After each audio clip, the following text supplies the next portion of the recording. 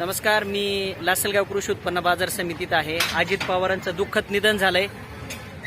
हे संपूर्ण महाराष्ट्राला न झेपावणारं आहे. अत्यंत वाईट परिस्थिती उद्भवलेली आहे. कारण एक शेतकऱ्यांचा नेता जो आहे तो गेलेला आहे. त्यामुळे शेतकऱ्यांना काय वाटतंय आपण जाणून घेऊया शेतकऱ्यांकडून. त्यांचं मोठं दुःख झालं महाराष्ट्रावर.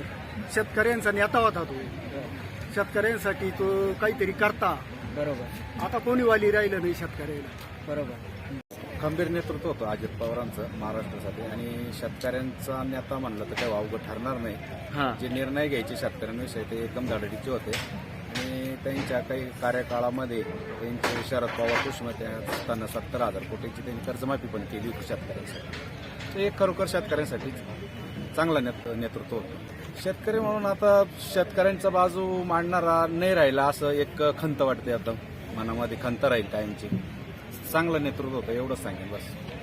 शेतकऱ्यांना एवढं मोठं दुःख झालंय का आज खरोखर खंबीर नेतृत्व करणारा शेतकरी म्हणजे बाजू घेणारा, शेतकऱ्याची बाजू घेणारा अजितदादाच पवार होते.